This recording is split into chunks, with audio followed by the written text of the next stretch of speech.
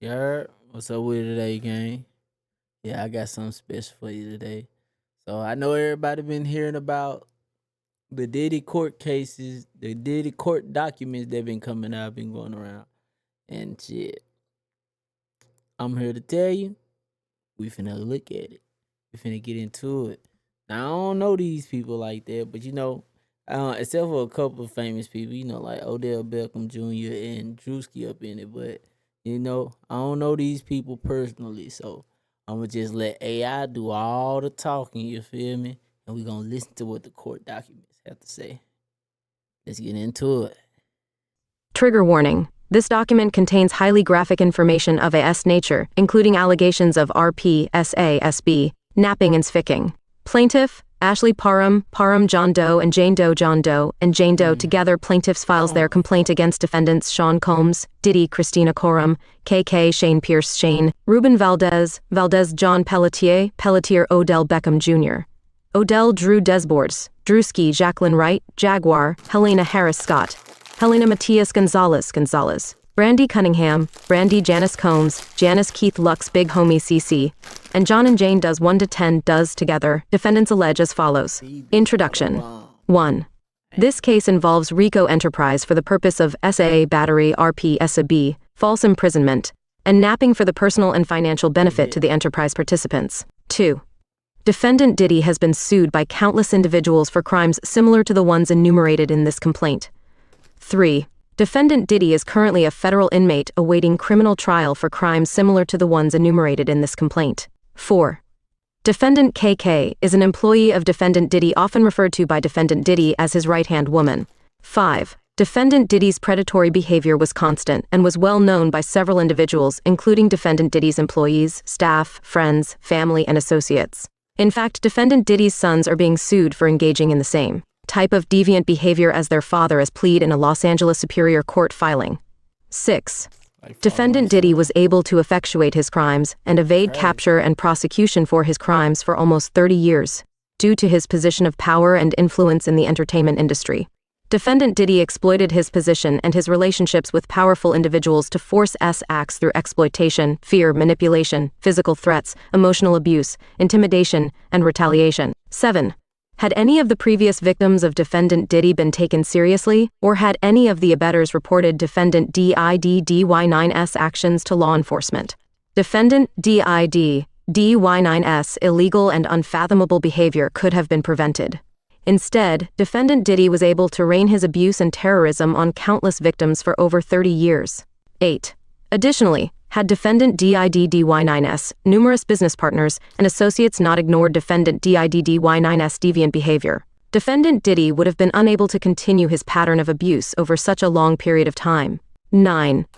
As alleged herein, Defendant Diddy abused his position of power in the entertainment industry to garner loyalty and trust from the public at large and law enforcement, while instilling fear and intimidation in the hearts of his voluminous victims. Allegations against Defendant Diddy have been disregarded for decades, therefore creating a failure to protect victims, like the plaintiffs named herein. 10. Unlike most victims of Defendant Diddy who were employees, SX workers, or individuals seeking out defendant to help launch their careers, Plaintiff Parham does not fall into any of those categories. Plaintiff Parham met Defendant Diddy due to happenstance and still ended up being brutally victimized, in a similar manner as described by the others who have preceded her filing, and others who surely will follow, including plaintiff does herein. 11. Plaintiffs, John and Jane Doe, met with Defendant Diddy through their connections in the music industry, as Plaintiff John Doe was a previous plaintiff against Michael Jackson for SA as a minor. 12. Due to defendant's agreement to participate in a corrupt enterprise, plaintiffs and countless other victims have been immeasurably and permanently harmed. Plaintiffs allege as follows upon personal knowledge as to themselves and their own acts and experience, and, as to all other matters, upon information and belief, including investigations conducted by their attorneys. Parties. 13. Plaintiff. Ashley Parham is an individual who resides in and is domiciled in California. 14. Plaintiff. John Doe is an individual who is domiciled in Nevada and resides in another state purposefully to protect his safety and identity. 15. Plaintiff. Jane Doe is an individual who is domiciled in Nevada and resides in another state purposefully to protect her safety and identity. 16. Defendant. Sean Combs, defendant less than did equal to, is an individual who resides in and is domiciled in California. Defendant also owns a residence in Florida. However, defendant Diddy is currently an inmate at MDC in Brooklyn, NY. Defendant Christina Coram, defendant less Thankacol 2 is an individual who, upon information and belief, resides in and is domiciled in either California or North Carolina. Defendant Shane Pierce, defendant less than Shaniqual 2, is an individual who resides in and is domiciled in California. 19. Defendant Ruben Lira Valdez, defendant Valdez, is an individual who resides in and is domiciled in California. 20. Defendant John Lawrence Pelletier, defendant Pelletier, is an individual who resides in and is domiciled in Nevada or Hawaii. 21. Defendant Odell Beckham Jr. Defendant Odell is an individual who resides in and is domiciled in Florida, previously referred to as John Doe in Plaintiff Parham's original complaint. Defendant Drew Desbordes. Defendant Les Thander Skequel 2 is an individual who, upon information and belief, resides in and is domiciled in either Maryland or Georgia, previously referred to as John Doe in Plaintiff PARHAM 9's original complaint. Defendant Jacqueline Wright. Defendant less than Jaguar Equal 2 is an individual who, upon information and belief, resides in and is domiciled in California or Nevada. Defendant Helena Harris Scott. Defendant less than Helen Equal 2 is an individual who, upon information and belief, resides in and is domiciled in California. 25. Defendant Matias Gonzalez's defendant Gonzalez's is an individual who, upon information and belief, resides in and is domiciled in Nevada. 26. Defendant Brandy Cloninger Cunningham, defendant Brandy, is an individual who, upon information and belief, resides in and is domiciled in Arkansas, previously referred to as Jane Doe in Plaintiff Parham's original complaint. 27. Defendant Janice Combs, defendant Janice, is an individual who resides and is domiciled in Florida. 28. Defendant Keith Lux's defendant Big Homie CC is an individual who, upon information and belief, resides and is domiciled in Nevada. Defendant John and Jane Does 1 to 10. Defendant Les Thandos 1 to 10 equal 2 are individuals who, upon information and belief, reside in and are domiciled in various states, but mainly California. Jurisdiction, venue, timeliness, and Californian SSAB and cover-up accountability SCT 30. This court has federal question jurisdiction under 28 U.S.C. 1331 and supplemental jurisdiction under 28 U.S.C. 1367 for the state law claims alleged. 31. This court has personal jurisdiction over all defendants because they have purposely availed themselves, are residents of the state and/or were conducting business in California, and this lawsuit arises out of acts that occurred in California and relates to their contacts with California. Further, the pervasive culture of abuse, including SA, RP, inappropriate touching and wielding power and control over plaintiffs, were a constant presence when defendant Diddy and the other herein named defendants engaged in the acts described herein. The location of all the relevant events herein alleged occurred within the jurisdiction of California. 32. Plaintiffs were harmed and injured in California by defendants. 33. Venue is proper in this judicial district under 28 U.S.C. 1391, B3C. Further, venue is proper in this judicial district pursuant to 18 U.S.C. 1965. 34. This action is timely under Federal Racketeering Influenced and Corrupt Organization Act, RICO, 18 U.S.C. 1961 ET-Sec, as the Diddy SAB and cover-up enterprise fraudulently concealed the ongoing and deceitful activity, torts and conspiracy taking place within the Diddy's abuse and cover-up and enterprise. Alright, so AI is not trying to read 35, so I'm going to read 35 for you. It says that this action is also timely under California SAB and Cover-Up Accountability Act. California's SAB and Cover-Up Accountability Act, AB 2777, amended California Civil Procedure Section 340.16, extending the statute of limitations, opening up revival windows for adult survivors of SA and related claims, and acknowledging that a less than 2-year statute of limitations simply does not provide the survivors adequate time to heal from the physical and emotional trauma of SA and prepare for a civil case. California Bill Analysis, AB 2777 SM, June 14, 2022. G. When the perpetrator is someone a victim trusts, it can take years for the victim even to identify what happened to them as SA, H, For these reasons, it is self-evident that the unique nature of the emotional and psychological consequences of SA, especially on women, can paradoxically permit wrongdoers to escape Civil 26 accountability, unless statutes of limitation are crafted to prevent this injustice from occurring. Moreover, when these data are combined with widespread news reports of major companies being accused of covering up SA by their employees, it is self-evident that statutes of limitation for SA need to be crafted in a way that does not cause the covering up company to enjoy the fruits of their cover up solely because our statutes of limitation permit, and thus motivate such behavior. Section 340.16 SEC 2G3I 36. Defendant's fraudulent concealment through active attempts of cover-up caused the ongoing trauma plaintiffs suffer. Plaintiff Parham had repressed her experience until recently, when defendant Diddy was accused by his ex-girlfriend, former employee Cassie Ventura, and others regarding their experiences with defendant Diddy. Accessing the civil justice system allows victim survivors an opportunity to seek accountability for the years of suffering caused by the abuse they experienced, and a chance to take back the power they lost as a result of the SA. Plaintiffs John and Jane Doe have been paralyzed in fear, have had to change their names and frequently move from their residences for fear of being kidnapped. RP. Abused and assaulted by defendants herein. Plaintiff does hereby invoke a pseudonym to protect their lives from the long reach of the Diddy's abuse, and cover-up and enterprise. 37.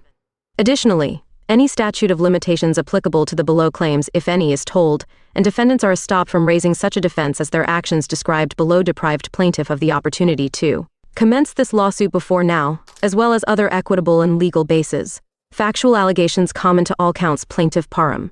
38. Plaintiff met defendant Shane in February 2018, after an altercation with another man at a bar, and defendant Shane came to PLAINTIFF9's rescue. 39.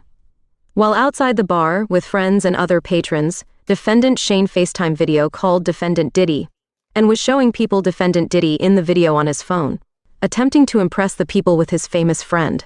40.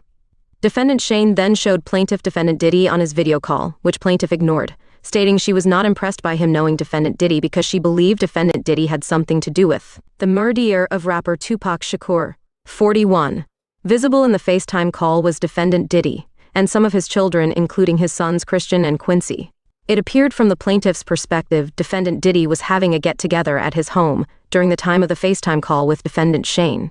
42. Defendant Diddy heard plaintiff's statement and made a remark that plaintiff would pay for her statement regarding Tupac and overall dismissal of defendant Diddy. 43. On March 23, 2018, defendant Shane invited plaintiff over to his home to assist him with his cancer medications because he stated he was weak and unable to open his medications. 44. Upon plaintiff's arrival, defendant Shane informed plaintiff that he wanted to give her a ride in his new car. Plaintiff and defendant Shane left his residence for a brief period and then returned. 45. Once they returned, defendant Shane left the door to his apartment partially open and stated that the door was ajar because there was an issue with the door where it couldn't close completely. 46. Defendant Shane was renting an apartment on the lower floor of a home in Orinda, California. 47. Defendant Shane had a separate entrance into his residence that led to the backyard of the home. The home also had a main entrance on Loma Vista Drive. 48.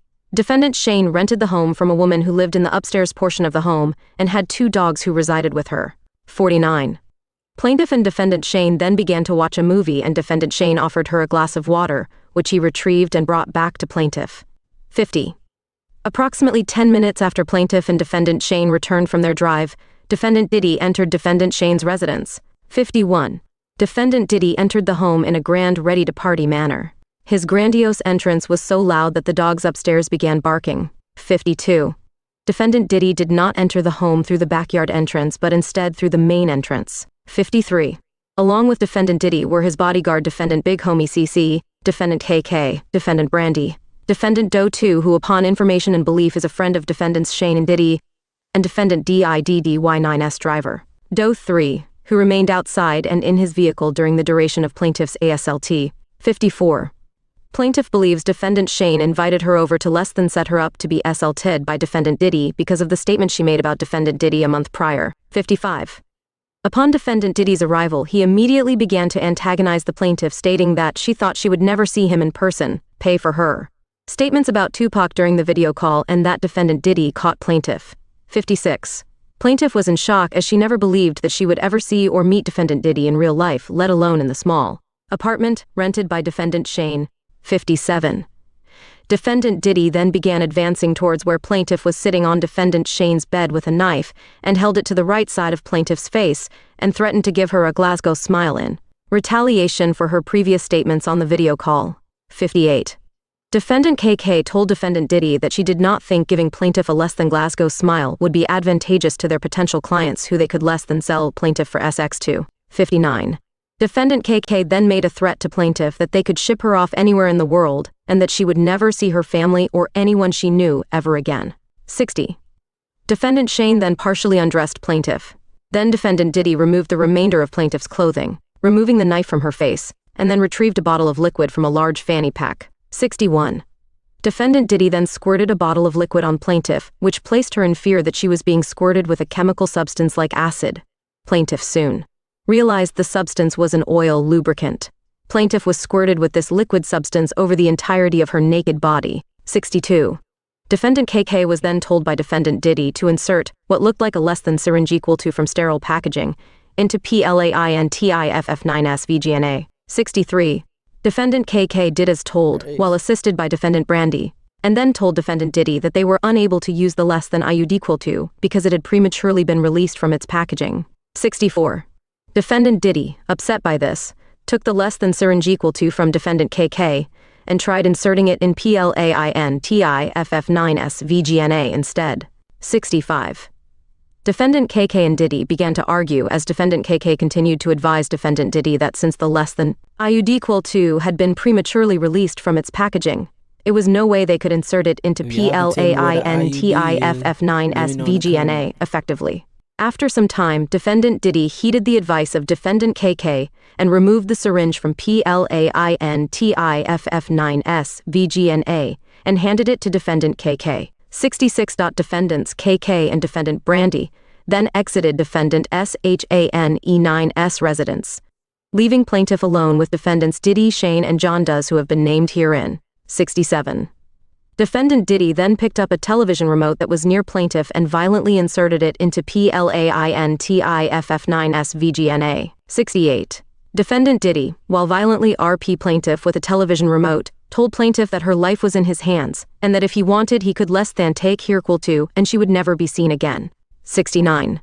Plaintiff began hysterically crying from the threats by defendant Diddy, along with the pain of being violently VGNLI RP by defendant Diddy, with the television remote, as well as the lingering pain from the ordeal with the less than UD equal to syringe insertion. 70. Defendant Diddy then instructed defendant Shane to turn plaintiff on her stomach, seemingly tired of hearing the PLAINTIFF9S blood-curdling cries. 71.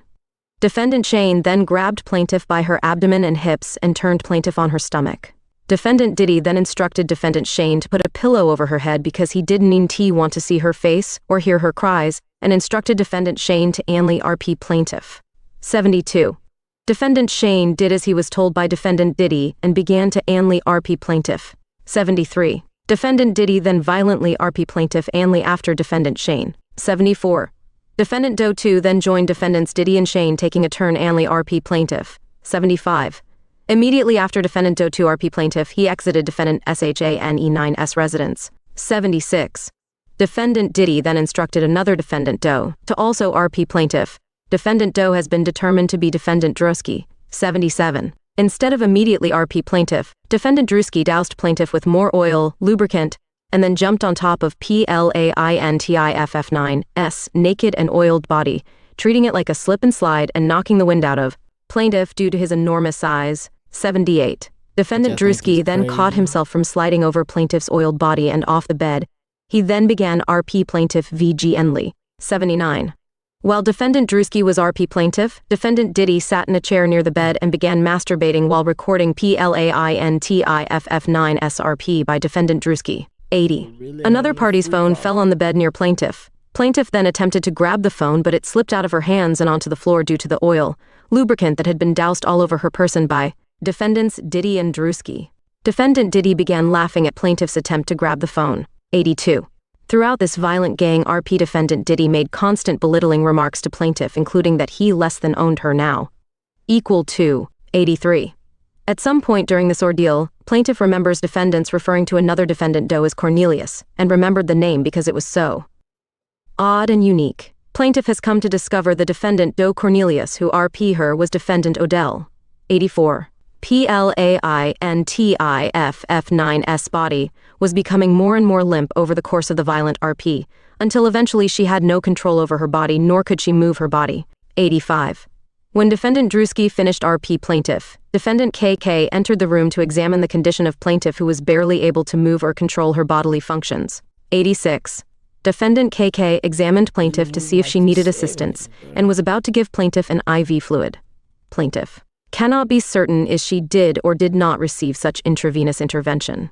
Defendant KK then opened a different bag, different than the one defendant Diddy removed the oil from, where plaintiff observed several medicine bottles, IV fluid bags, and other unidentifiable powder-like drugs. Defendant KK then removed a pill from one of the medicine bottles and gave it to defendant Diddy. 87. Defendant Diddy then inserted the pill into plaintiff-9's mouth and down her throat, to where plaintiff had no choice but to ingest the unknown pill. 88. Defendants Diddy, Shane, KK, Odell, and Drewski then exited the residence to the backyard where they smoked marijuana and cigarettes. 89. Plaintiff remained in an almost lifeless state in defendant SHANE9's bedroom until she finally regained her bodily functions.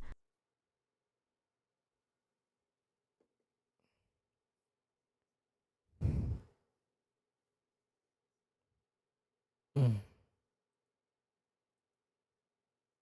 Mm. Mm. Mm. Mm. 90. Plaintiff then began looking for her clothes and her purse, that contained her car keys and cell phone, but could not discover them in the room or anywhere in the apartment. Plaintiff was only able to find a t-shirt on the floor which she put on to cover her naked body. Plaintiff also observed a black condom wrapper on the floor of the bedroom, which she assumed was used by one of the defendants, most likely defendant Diddy, during the RP. Lane T1. Plaintiff then found a knife, with the assistance of the DOE plaintiffs, and headed to the backyard where the defendants were smoking, as that was the only way to exit the premises onto the street. 92. Plaintiff concealed the knife on her left side as she exited the apartment to the backyard area. 93. Upon coming to the exit of the home which led to the backyard, plaintiff was met by defendant Big Homie CC, who was standing at the door between the residence and the backyard. 94. By the time plaintiff was able to compose herself and come to the backyard, defendant KK was no longer in the backyard but upstairs on the patio balcony with defendant Brandy. 95. Defendant Doe allowed plaintiff to walk to the backyard where defendants were still smoking. 96. Defendant Doe did not see the knife that plaintiff concealed on her left side as it was obstructed by the oversized t-shirt plaintiff was wearing. 97. Plaintiff observed defendant Diddy still partially nude from the ASLT while the other defendants had on their clothing. 98. Defendant Shane then left to the upstairs portion of the patio, balcony, where defendants KK and Brandy were already situated. 99. Plaintiff then sat down on a makeshift seat in the backyard when defendant Diddy noticed her presence and remarked that he was surprised she was able to walk because he had given her enough drugs to take out a horse. 100%. Plaintiff then asked defendant Diddy what he gave her, and he laughed and did not provide a response. 101. Defendant Diddy then made further comments to plaintiff in a jovial, friendly manner, asking her why they had 90 less than partied together before, because it was less than so much fun, and he less than hadn't had any us that tight in a while. Equal to 102. Defendant Big Homie CC then quipped at defendant Diddy that he probably hadn't had any less than a that tight because he's not used to having sex with women, which defendants Diddy and Doe laughed at. 103. Plaintiff then told defendant Diddy she did not party with him, and she did not enjoy partying with him, and that he RP her. 104. Defendant Diddy did not like plaintiff-9's response to his lighthearted commentary, and offered plaintiff money, and instructed plaintiff to say that the violent RP was consensual, and that plaintiff was a sex worker. 105.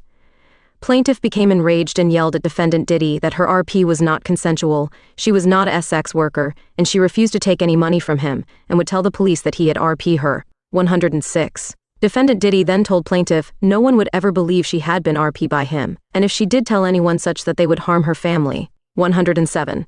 Defendant Big Homie CC then showed plaintiff his phone, which looked as if it was the outside of plaintiff-9's, estranged. SISTER9S residence, as she could see her sister sitting on the couch and her SISTER9S spouse on the balcony.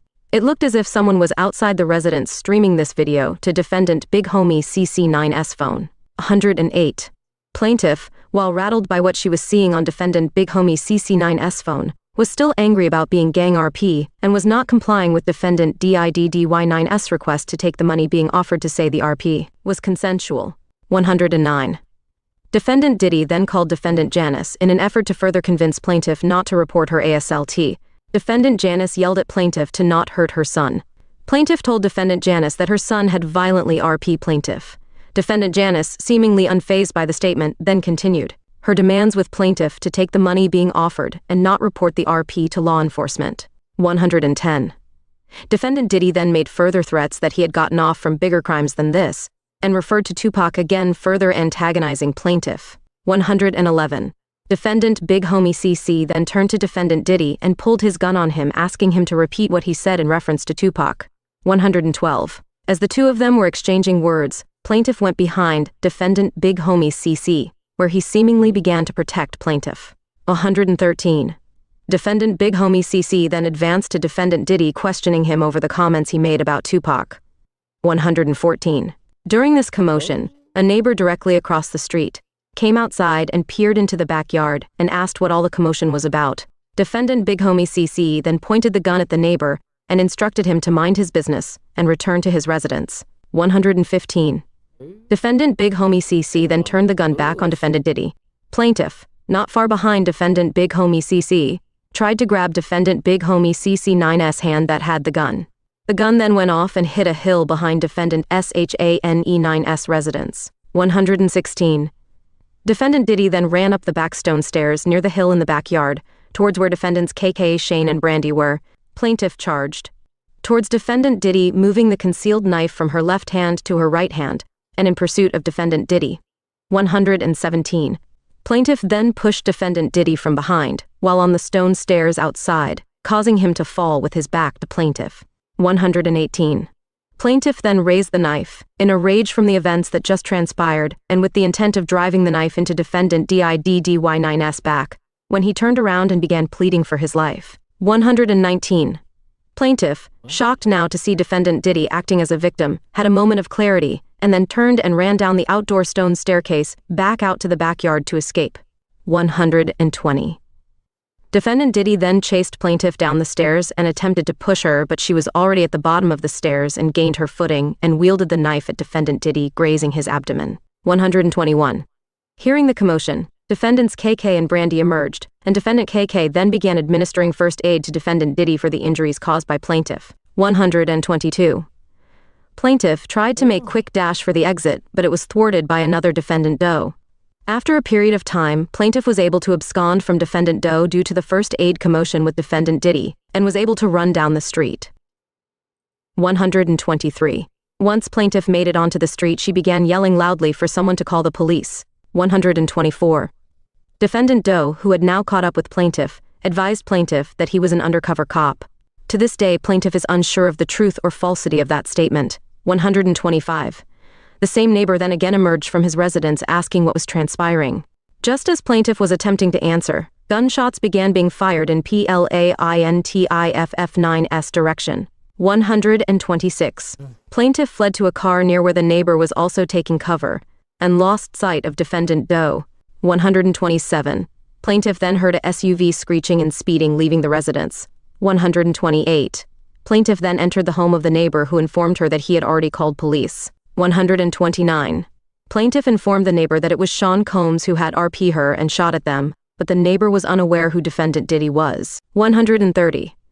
Shortly thereafter, a sheriff from the Contra Costa SHERI FF9S department arrived at the NEIGH BOR 9S home. 131. Plaintiff identified the person who arrived at the NEIGH BOR 9S home, posing as a Contra Costa sheriff was defendant Pelletier. 132. Plaintiff told defendant Pelletier, believing he was a sheriff from local police, she had been violently gang RP by defendant Diddy and others, and that she did not have her clothes, phone, purse, car keys, or cell phone. 133. Defendant Pelletier, falsely posing as a Contra Costa sheriff, told plaintiff and the neighbor that they had received several noise complaints prior to the NEIGHBOR 9S call, and instructed plaintiff to find a way to get home.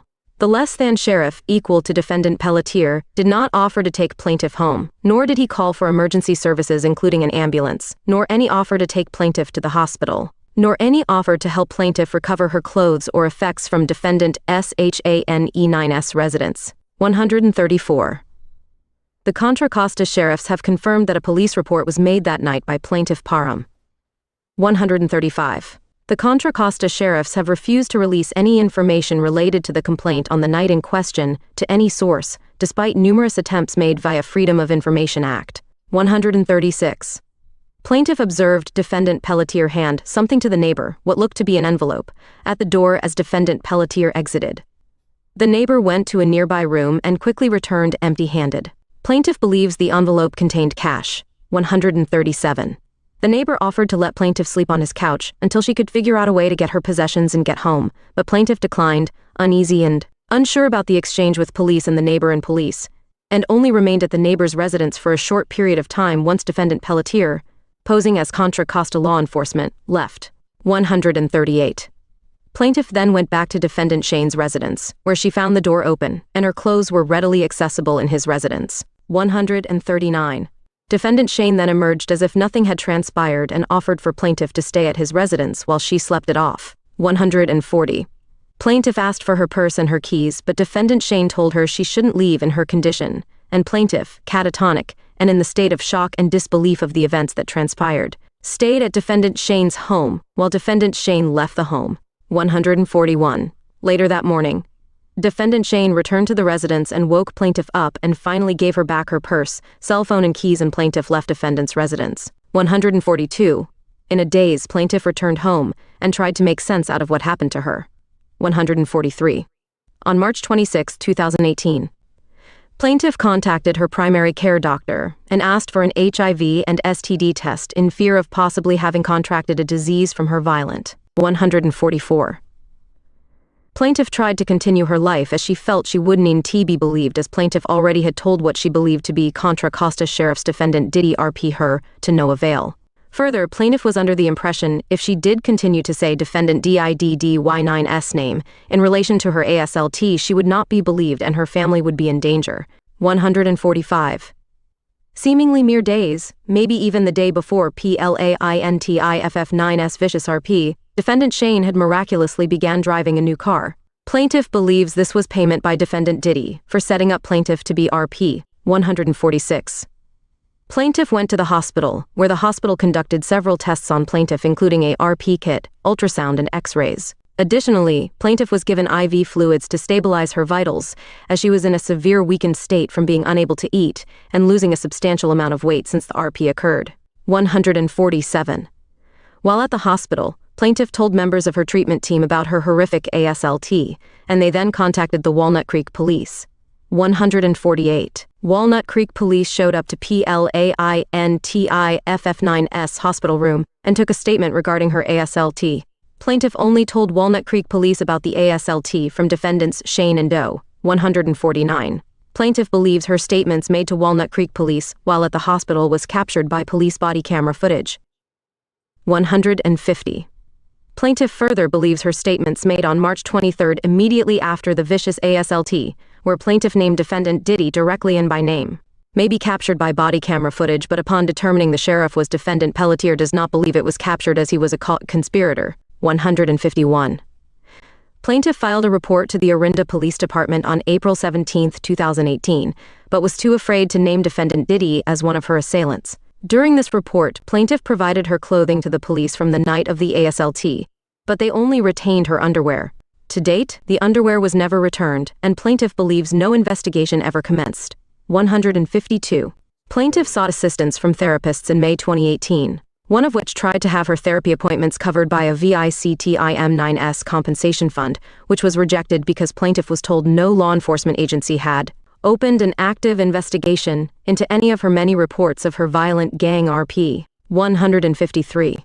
Subsequently thereafter, plaintiff asked police for a copy of her report from the Walnut Creek Police Department. On July 19, 2018, Plaintiff was provided a letter from the Walnut Creek Police Department stating that it was unable to furnish this information as it is confidential and not subject to public release, despite plaintiff not being the public and the victim, complainant. 154. In March 2024, plaintiff was re-traumatized by all of the events surrounding defendant Diddy, including the several civil complaints filed against him, as well as the raid on defendant Diddy's California and Florida residences. 155. Plaintiff called Contra Costa SHERIFF9S again, in hopes of renewing her previous complaint and amending it to ensure defendant DIDDY9S name was included. Plaintiff received no response from the sheriff. 156. Plaintiff, in July 2024, then emailed the chief of the SHERIFF9S office regarding her complaint, lack of investigation, and how she was treated by the initial responding officer. Plaintiff then later received a call back from a detective, but then nothing further. 157. Plaintiff then began seeking legal counsel for her claims, ultimately being referred to undersigned for representation. 158.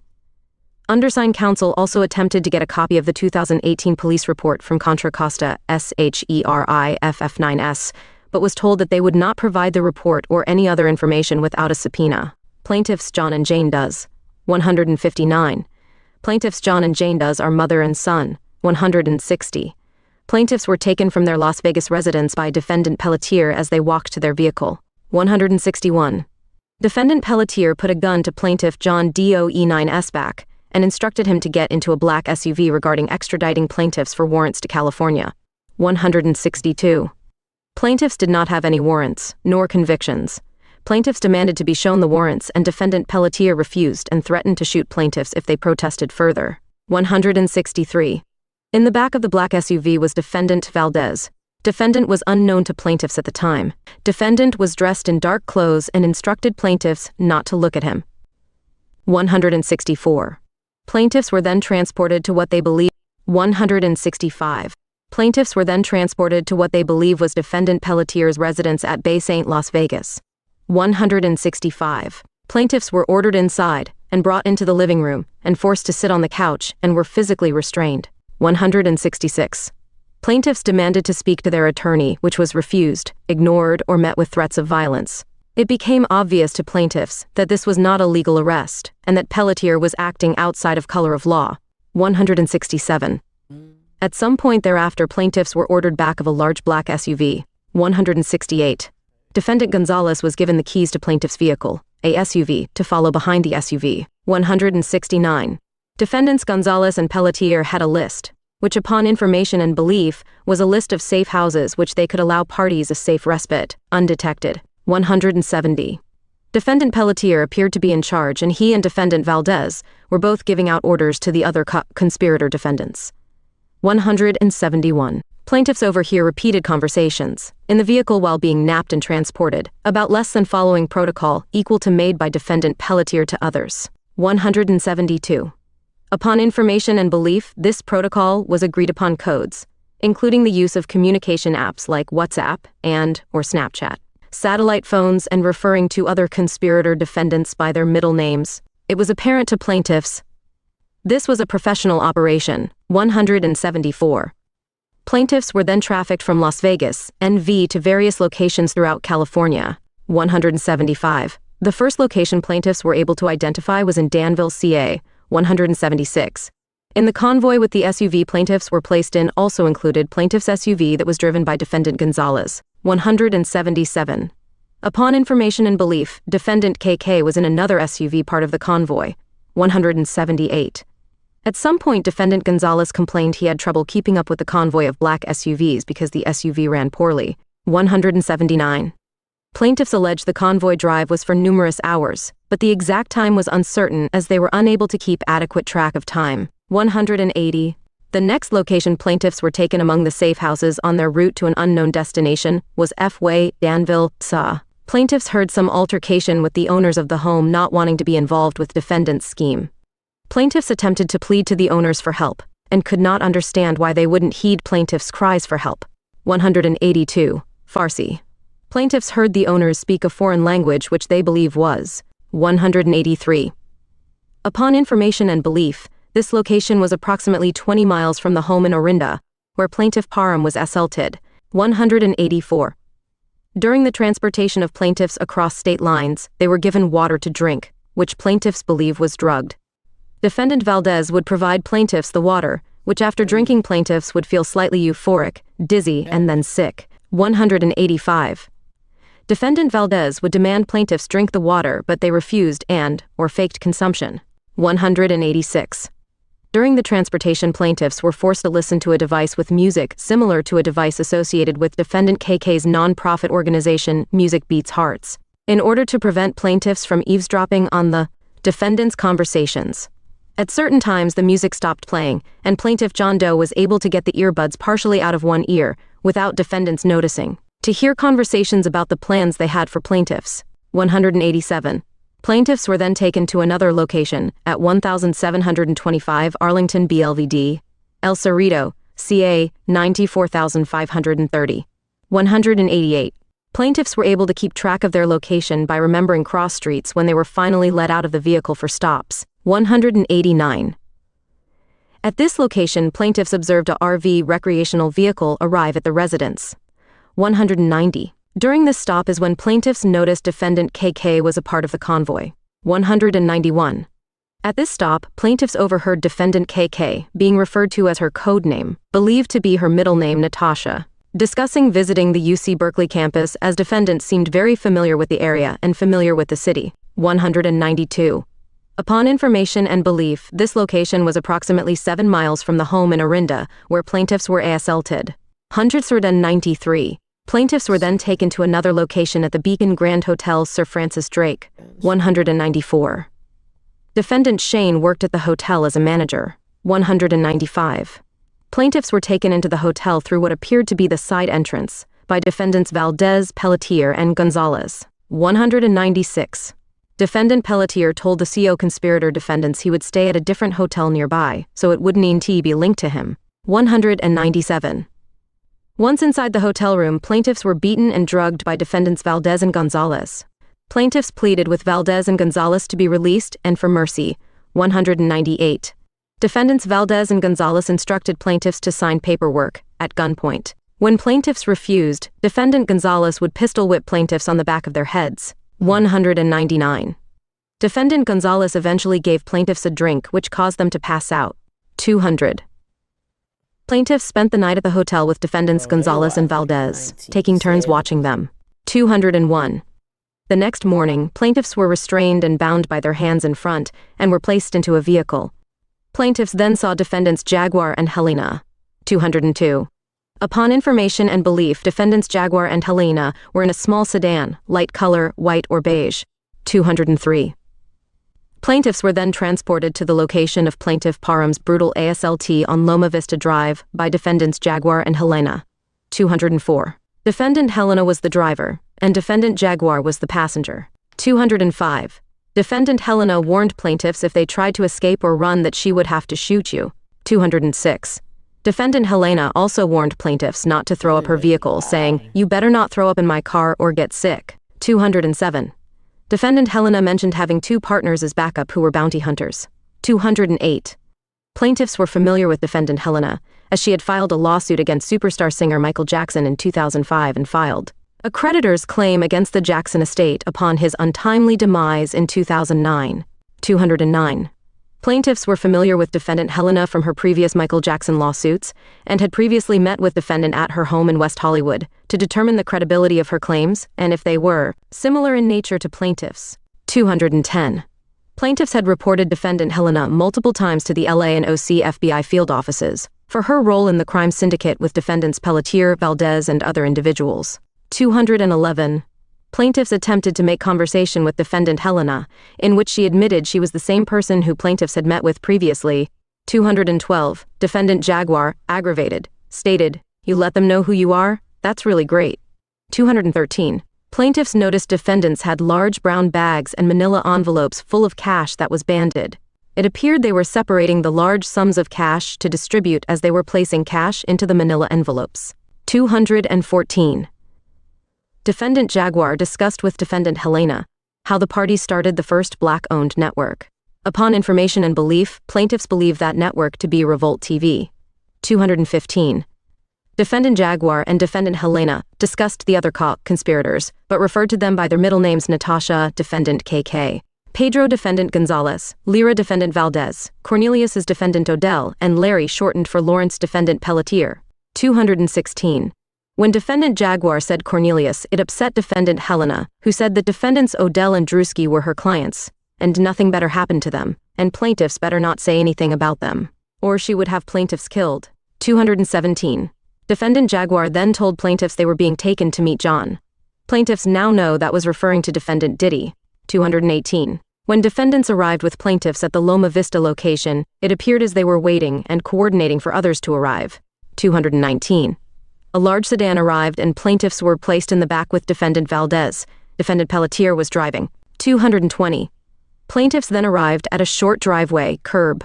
221. Plaintiff remembers looking for intersecting street sign at this location and found a dead-end street off of Loma Vista Drive. Plaintiff John Doe repeated the name of the street to himself, so he remembered and was able to whisper into Jane Doe9's ear to remember the intersecting street name. 222. Plaintiffs believed this was the home they would be met in and tried to devise a plan for escape. 223. Plaintiffs were brought into the house and into the kitchen, where they were watched by Defendant Gonzalez. 224. Plaintiffs repeated their pleas to Defendant Gonzalez to be released and for mercy, which he replied, "There's nothing he can do." 225.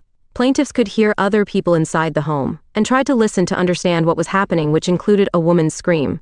226. Eventually, plaintiffs were led deeper into the home, where they encountered more individuals, including Defendant Diddy. 227. Plaintiffs observed several individuals gathered around a bed, while Defendants Gonzalez and Valdez stood outer guard. 228. Plaintiffs observed Defendants Jaguar and Helena enter the residence. 229. Defendant Jaguar told plaintiffs, "He wants something you have. If I were you, I'd figure out what it is really fast." The he defendant was referring to is believed to be Defendant Diddy. 230. Shortly after, Defendant Drewski appeared wearing a vest and shorts, and he engaged in conversation with plaintiffs. Plaintiffs tried to appeal to defendant by talking about the music industry, and defendant instructed plaintiffs that they should cooperate. 231. Plaintiffs describe what they observed during the ASLT of Plaintiff Parham after this interaction with Defendant Drewski. 232. Plaintiffs observed Plaintiff Parham having an IUD forcefully placed in her VGNA by Defendants KK with the assistance of Defendant Brandy. 233. Plaintiffs heard Defendant KK make a remark about how Plaintiff Jane Doe would not need an IUD because of her age. 234. While hearing Plaintiff Parham scream in agony during the forced IUD insertion, Plaintiff Jane Doe yelled, "Stop hurting her!" 235. Plaintiffs observed Defendant Shane place a pillow over Plaintiff Parham's face, suffocating her, and Plaintiff Jane Doe yelled for them to stop or that she would die. Plaintiff Jane Doe believes Plaintiff Parham did lose consciousness because she became limp and unresponsive. 236. Defendant Diddy instructed Defendant Valdez to shut her up, and Defendant Valdez hit Plaintiff Jane Doe with the handle of his firearm. 237. Plaintiff John Doe witnessed Plaintiff Parham being assaulted by the remote, and when he tried to say something, Plaintiff was told to shut up or they would put the remote in him next. 238. Plaintiff John Doe believes he heard Defendant Jaguar make remarks, "Put that remote in her. She's going to learn today," and telling Plaintiff Parham that she was going to make it worse. 239. Plaintiffs believe the remote ASLT was to punish Plaintiff Parham for the IUD failure. 240. Plaintiffs heard Defendant KK remark to Defendants Diddy and Drewski that she needed to keep them sufficiently drugged and revealed a bag full of drugs and paraphernalia. Defendant KK appeared to be dispersing doses to defendants, asking them their weights to administer the proper amount. 241. At some point, Plaintiff John Doe was taken to the bathroom. While in the bathroom, he believed there may have been other tenants, and began to bang on the walls, hoping someone would hear him, but the only person who heard him was Defendants Valdez and Gonzalez, who were outside keeping watch. 242. Upon Plaintiff John Doe's return, he saw Defendant Odell. 243. Plaintiff John Doe took immediate notice of Defendant Odell because when he took his clothes off, plaintiff remembers defendant being in great shape, especially in comparison to the naked bodies of defendants Diddy and Drewski. 244. Plaintiff John Doe overheard Defendant Diddy and Odell discussing business and the plan to have Plaintiff Parham return to New York with Defendant Odell. 245. Plaintiff John Doe could not readily observe where Plaintiff Jane Doe was during this time, 246. While during this time where Plaintiff Jane Doe was out of the sight of Plaintiff John Doe, Plaintiff Jane Doe was being SA by Defendant Valdez in another room. 247. Plaintiff John Doe witnessed the gang RP of Plaintiff Parham. 248. Plaintiff Jane Doe witnessed the gang RP of Plaintiff Parham. 249. Plaintiff John Doe witnessed Defendant Drewski douse Plaintiff Parham in baby oil and then jumped and slid across her body. 250. Plaintiff John Doe observed defendants Diddy and Drewski manically and hysterically laughing, which plaintiff attributed to their drug use. 251. Defendant Diddy then attempted to force Plaintiff John Doe to also ASLT Plaintiff Parham, and he refused. 252. Defendant Diddy instructed defendant co-conspirators to throw Plaintiff John Doe into the wall several times in order to get him to comply with his demand to RP Plaintiff Parham, which he would not comply. 253. Defendant Diddy instructed defendant co-conspirators to yank, grab and pull at Plaintiff John Doe 9's genitals violently in an effort to punish him for not participating in the gang RP of Plaintiff Parham. Plaintiff John Doe remembers defendant Big Homie CC saying he was going to look for pliers to use to further torture plaintiff. 254. Plaintiff John Doe believes defendant Diddy wanted plaintiff to RP Plaintiff Parham so they could frame him in the event. Plaintiff Parham reported her ASLT. 255. In an effort to get DNA from Plaintiff John Doe to place on Plaintiff Parham, defendant Diddy had one of the defendant conspirators orally copulate Plaintiff John Doe to get semen from him, but it failed. 256. Plaintiff Jane Doe observed defendant KK return to the room to check on Plaintiff Parham and providing her an IV telling her to breathe deeply. 257. Plaintiff John Doe watched Plaintiff Parham lose consciousness. 258.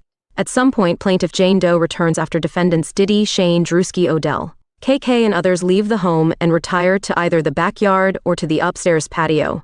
Plaintiffs were left alone and unattended with an unconscious Plaintiff Parham. 259. Plaintiffs were crying after observing the ASLT upon Plaintiff Parham and began to realize this was their next chance to devise a plan for escape. Plaintiffs began looking for weapons and exit points to make their escape. 261.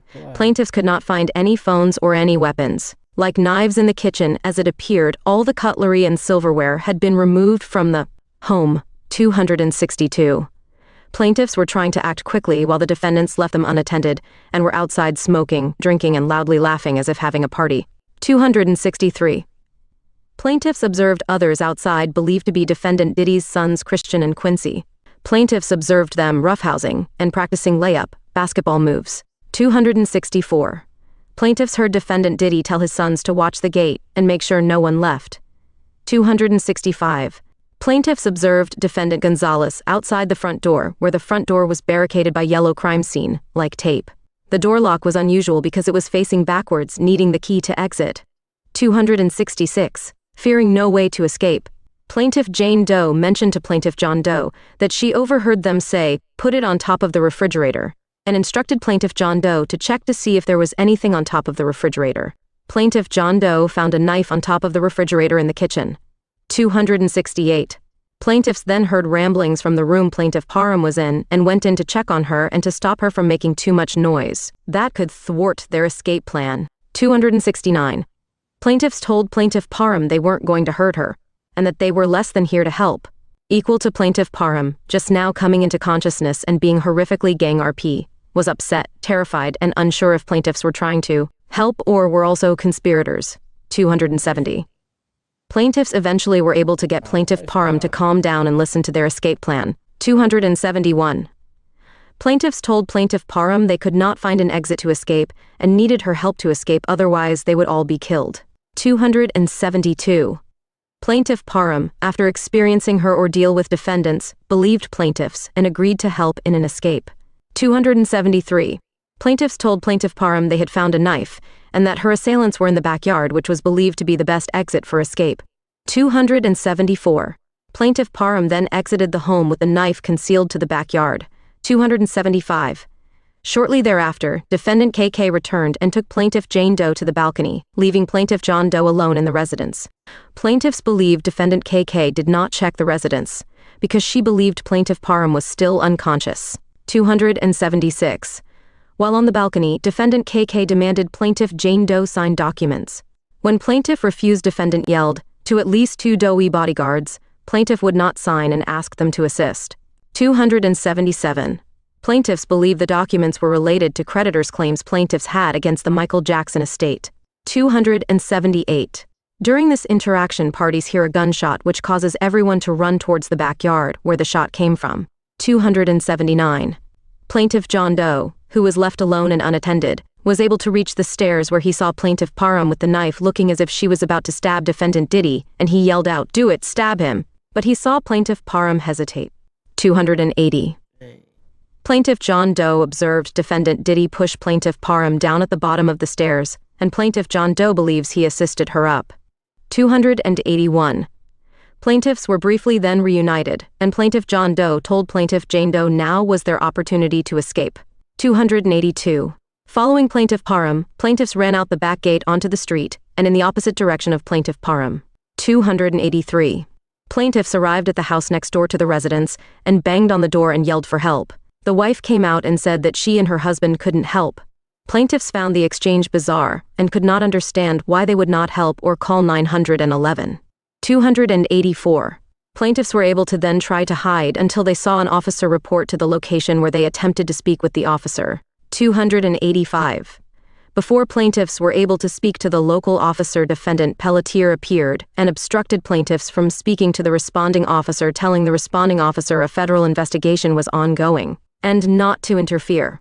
Defendant Pelletier told the officer to turn off his body camera.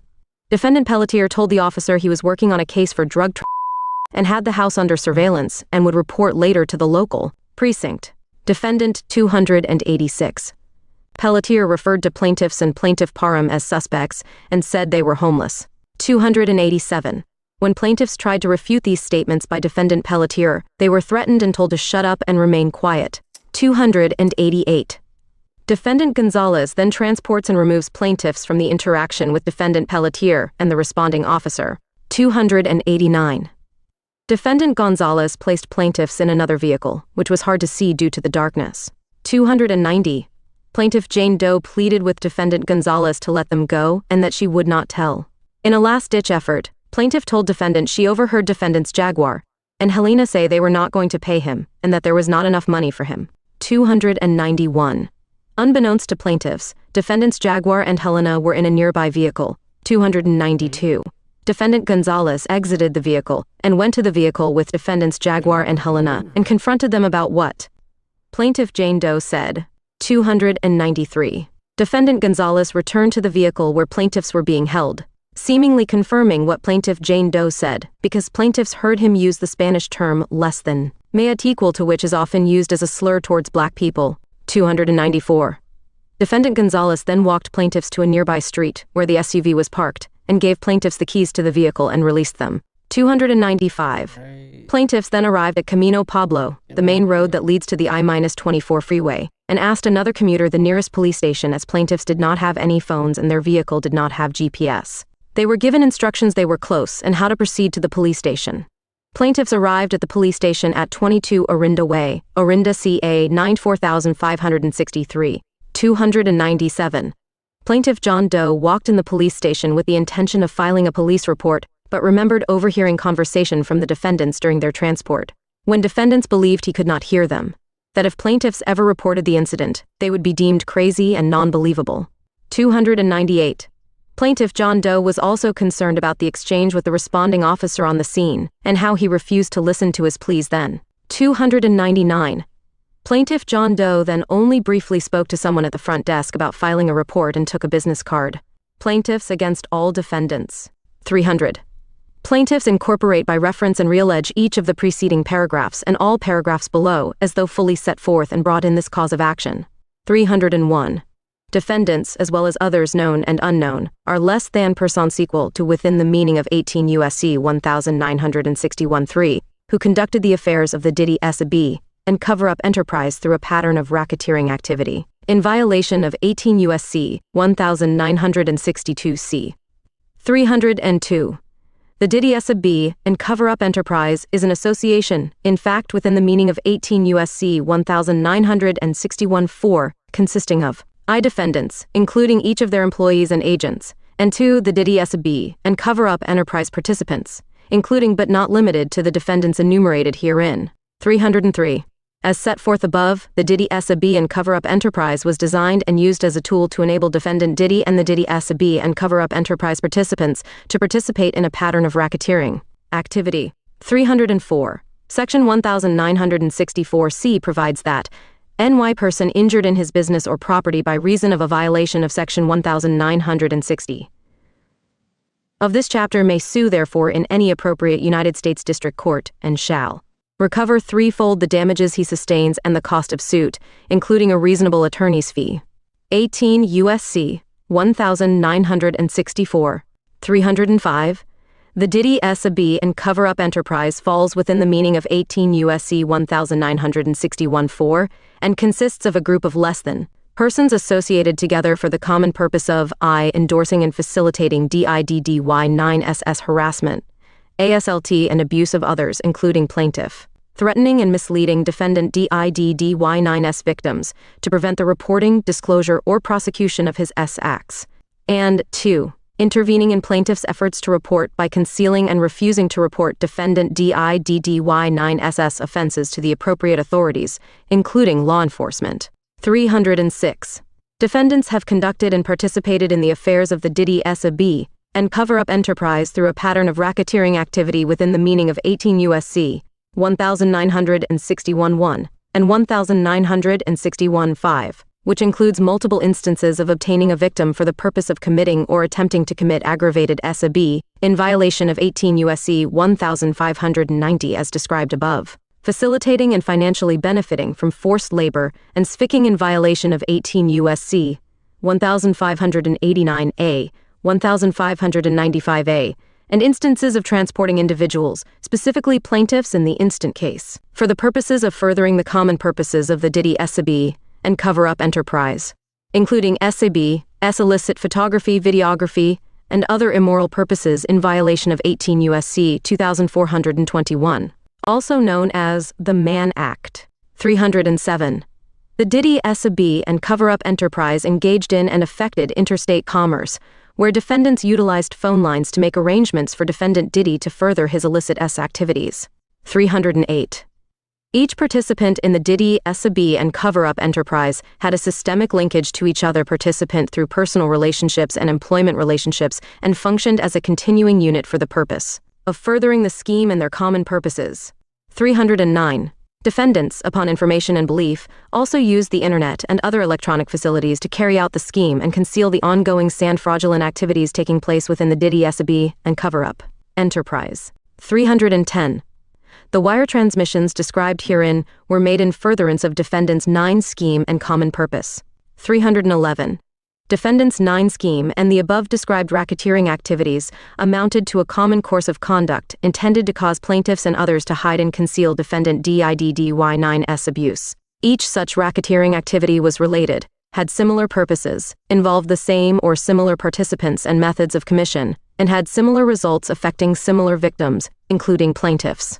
Defendants' 9 fraudulent activities are part of their ongoing business and constitute a continuing threat to plaintiffs. 312. The pattern of racketeering activity alleged herein and the Diddy S.A.B. and cover-up enterprise are separate and distinct from each other. Defendants engaged in a pattern of racketeering activity alleged herein for the purpose of conducting the affairs of the Diddy S.A.B. and cover-up enterprise. 313.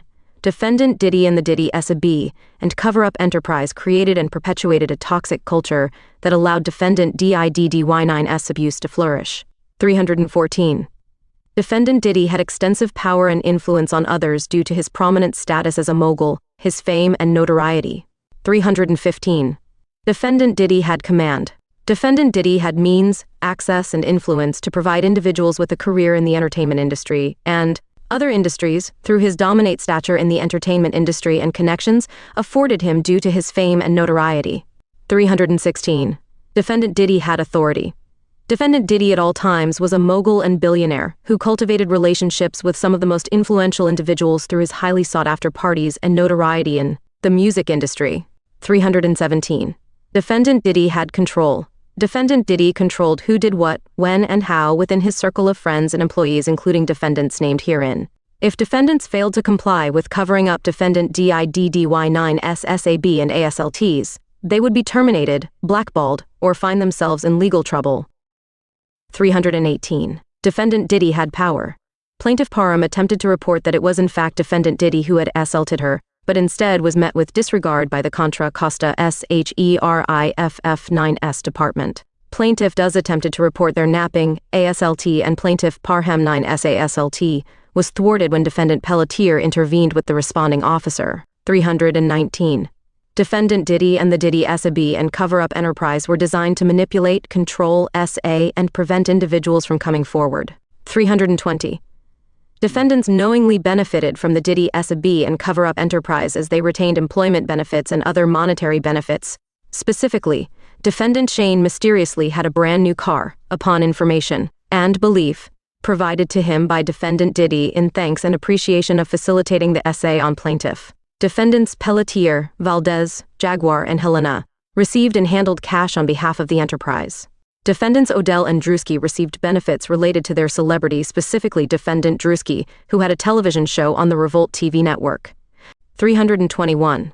Defendants willfully ignored the dangers of defendant DIDDY9's conduct and pattern of harassment, SA, abuse and misconduct solely for their own personal economic benefit. 322.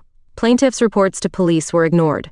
Others who complained about defendant DIDDY9's egregious behavior were ignored until Cassie Ventura sued defendant Diddy. 323. Since MSVENTURA9's bravery, countless individuals have come forward and filed complaints regarding SAB at the hands of defendant Diddy. The chorus of victims and evidence obtained by the U.S. ATTORNEY9's Office for the Southern District of New York ultimately led to defendant Diddy being indicted for RICO violations and sficking, among other charges. 324. The Diddy SAB and cover-up enterprise and its members protected defendant Diddy, therefore allowing defendant Diddy to continue with sordid and egregious SAB practices. Intimidated witnesses and victims from reporting defendant DIDDY9's crimes and interfered with investigations concerning his abuse. Most notably, a video showing defendant Diddy abusing Miss Ventura was covered up and sold to him. 325. In the instant case, defendant Diddy was aided and abetted by his network of employees, including defendants who helped him escape and evade capture by police after plaintiff's harrowing escape. 326. Defendants were members of the Diddy SAB and cover-up enterprise and facilitated, benefited from, had knowledge of, or should have known of, defendant Diddy 9's proclivities and predatory behavior. 327. Defendants assisted in defendant DIDDY9's predatory behavior and proclivities by setting up plaintiff to be SA and RP by defendant Diddy, as well as assisting in covering up the crime thereafter. 328. Defendants provided defendant Diddy the means to effectuate his crimes, including carrying the drugs used to disable plaintiffs as well as the means to escape. 329. Plaintiffs have been injured in their person by reason of these RICO violations. 330. By reason of and as a result of defendants' 9 conduct in furtherance of the Diddy abuse enterprise and resulting RICO violations. Plaintiffs have been injured in their person. As detailed above, plaintiffs have suffered direct and severe damage to their professional and personal well-being as a result of the assault and harassment perpetuated by and allowed by defendants. 331. Defendant DIDDY9's ASLT and defendants' 9 RICO violations have caused plaintiffs to suffer from severe emotional distress, including developing an eating disorder and extreme weight loss, causing several hospitalizations as well as extensive need for therapy. 332. As a result of defendants' 9 actions, plaintiffs have continued to experience fear and anxiety, and also sought professional help on numerous occasions since the egregious ASLT, including several hospitalizations, visits to her personal physician and therapists. 333. Specifically, plaintiffs does have had to move continuously and have even petitioned for name changes to protect their identities from being discovered by the Diddy abuse enterprise. 334. Defendant DIDDY9 napping and ASLT and defendants' 9 RICO violations have caused plaintiffs to be fearful, distressed, anxious, degraded, and depressed. Plaintiffs have gained a global distrust for individuals. 335. If not but for defendant DIDDY9's direct action, and the atmosphere cultivated by him and the defendants who were members of the Diddy SAB and cover-up enterprise, plaintiffs would not have developed several issues that have severely impacted their lives and livelihood. Plaintiff's 9 issues and overall health has been exacerbated by the ongoing trauma of not being believed. The damage to plaintiff's persons is incalculable. 336. Plaintiff Parham has experienced years of anxiety and depression since the violent RP and ASLT that occurred in 2018. Her anxiety and depression was compounded by the lack of care and complete disregard of her reports to law enforcement. Even when plaintiff was brave enough to name defendant Diddy to the police when called immediately after the incident, she was dismissed and treated as if she was lying due to the fame and overall public support of defendant Diddy at the time, which speaks to the widespread influence defendant Diddy had over the general public at large. 337. Plaintiff Parham has struggled with her inability to reconcile her horrible experience with defendant Diddy and other members of the Diddy abuse enterprise and their outward failure to protect women, as members included women. 338. Plaintiffs does live in constant fear and have went through great lengths to protect their lives and identities from discovery of the Diddy abuse enterprise. Plaintiffs come forward now because they believe it is safe to do so due to defendant Diddy9's incarceration, charges and upcoming trial, as well as in support of plaintiff Parham. 339. At all relevant times, all defendants were aware of the essential nature and scope of the Diddy SAB and cover-up enterprise, and intended to participate in it. Second cause of a C-Scion violation of Racketeer Influenced and Corrupt Organizations Act, RICO 4 Conspiracy 18 U.S.C. 1962. Plaintiffs against all. 340. Plaintiffs incorporate by reference and reallege each of the preceding paragraphs and all paragraphs below as though fully set forth and brought in this cause of action. 341. Each defendant agreed to commit the substantive racketeering offense through agreeing to participate in racketeering acts. 342. Each enterprise member agreed to commit the substantive racketeering offense through agreeing to participate in racketeering acts. 343. Each defendant knew the general status of the conspiracy was to enable and cover up defendant Diddy9's decades worth of SAB. 344. Each enterprise member knew the general status of the conspiracy was to enable and cover up defendant Diddy9's decades worth of SAB. 345. Each defendant knew the conspiracy extended beyond their individual role. 346. Each enterprise member knew the conspiracy extended beyond their individual role. 347. As set forth above, each defendant agreed and conspired to violate 18 U.S.C. 1962c. 348. Specifically, in an effort to enable, further, protect, aid, secrete, and cover up each of defendant Diddy9 SSA. Defendant Diddy9's pattern and practice of SA, napping and abuse, and defendant Diddy9 SSB against plaintiffs. Defendants agreed to engage in each of the predicate offenses identified above. 349. Defendants knew their predicate acts were part of a pattern of racketeering activity and agreed to the commission of those acts to further the schemes described above, constituting a conspiracy to violate 18 U.S.C. 1962c. In violation of 18 U.S.C. 1962. Third cause of action, Civil Code 1708.53 seconds. B. Plaintiffs against defendants Diddy, Shane, Odell, Drewski, Valdez. 350. Plaintiff incorporates by reference and realleges each of the preceding paragraphs and all paragraphs below as though fully set forth and brought in this cause of action. 351. Defendants committed acts with the intent to cause a harmful or offensive contact with an intimate part of plaintiff. The offensive and unwanted contact with plaintiff directly resulted from defendants' 9 said acts. 352. Defendant Diddy exploited his position of authority to intimidate, overwhelm, and subdue plaintiff9s, with the assistance of defendants Shane, KK, Odell, Brandy, and Drewski. Objections to his conduct would be met with retaliation. 353. Defendant Diddy abused his position of power and authority over plaintiff Parham, who was in no position to reject his SA due to her being physically outnumbered. Unable to vacate the premises because she was drugged and having her clothes, purse, cell phone, and keys hidden from her. 354. Defendant Diddy abused his position of power and authority over plaintiff John Doe, who was in no position to reject his SA due to him being physically outnumbered, unable to vacate the premises because he was drugged and napped, and having his cell phone and keys hidden from him. 355. Defendant Valdez abused his position of power and authority over plaintiff Jane Doe, who was in no position to reject his SA due to her being physically outnumbered, unable to vacate the premises because she was drugged and napped and having her cell phone and keys hidden from her. 356. Defendants Diddy, Shane, Odell, and DRUSKI9's battery on plaintiff caused physical injury, severe mental and emotional distress, pain and suffering, mental anguish and loss of enjoyment of life. 357. Defendant's 9 unlawful actions were intentional, done with malice, and/or showed a deliberate, willful, wanton, and reckless indifference to plaintiff-9's rights. 358. Plaintiff claims compensatory and punitive damages herein. 359. The amount of damages sought herein exceeds the jurisdictional limits of all other courts which would otherwise have jurisdiction. Fourth cause of action, California Civil Code 340.1, 63 seconds A. Plaintiff Parham against defendants Diddy, Shane, Odell, Drewski. 360. Plaintiff incorporates by reference and realleges each of the preceding paragraphs and all paragraphs below as though fully set forth and brought in this cause of action. 361.